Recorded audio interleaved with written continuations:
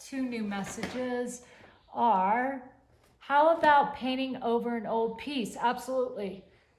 I've started my piece with a collage. Would you ever start with collage? Oftentimes I do. Oftentimes I just to get patterns in there, I think I did that last week. I started with some pieces of collage.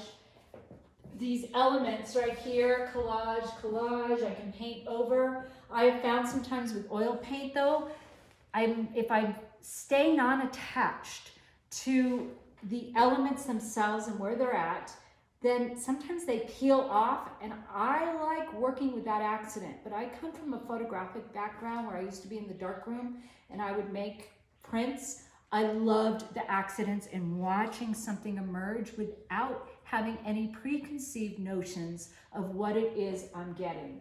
Unless I want a very specific color, I will sit down and go, I am now in my left brain. I am going to get this color. Then I'm going to stand back, kind of like a Bill de Kooning. If he's William de Kooning, an abstract expressionist, if you ever watch a video on him, his paintings, especially his paintings of what are called the women, they look like he's just tacked it like a misogynistic man. In reality, if you ever see videos of him, he was very temperamental, and he'll sit in this big armed easy chair, study his painting. 10, 15, 20 minutes go by and he goes up to his painting and he'll go like this. And then he'll go back and sit down. He'll take it in and do it again. Does that mean he's in his left brain? Not necessarily. He might just be taking in the whole. How do you read a painting?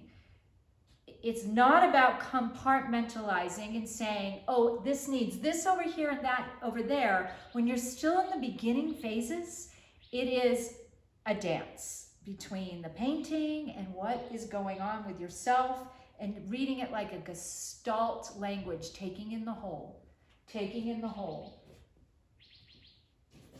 Okay. If anybody has a question on this particular beginning, now would be the time. Was thinking stamp as well. Bubble wrap, you gotta be careful, but you know, you can go overboard too if you keep going. Sometimes you stop before you want to so you can see what you've done. That's also another big one.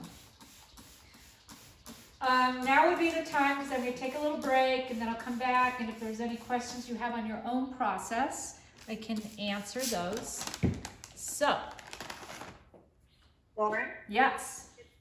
Hey, are you painting on paper right now? What's your surface there? My surface is wood. Oh, it's on wood. Was it gessoed or something? It was a gessoed board. I know it. The whole thing was gessoed, which isn't like me because I usually leave part of the board. Okay. Yeah. Thank you. But this could be on canvas. This could have been on paper. It could have been on any of that. All of this would apply to all those materials.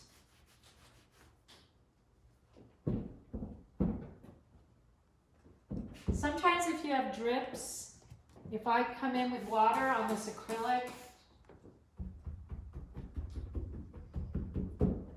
you can see the residue of the drips, which I like. Okay, I guess not. I'll take a break then.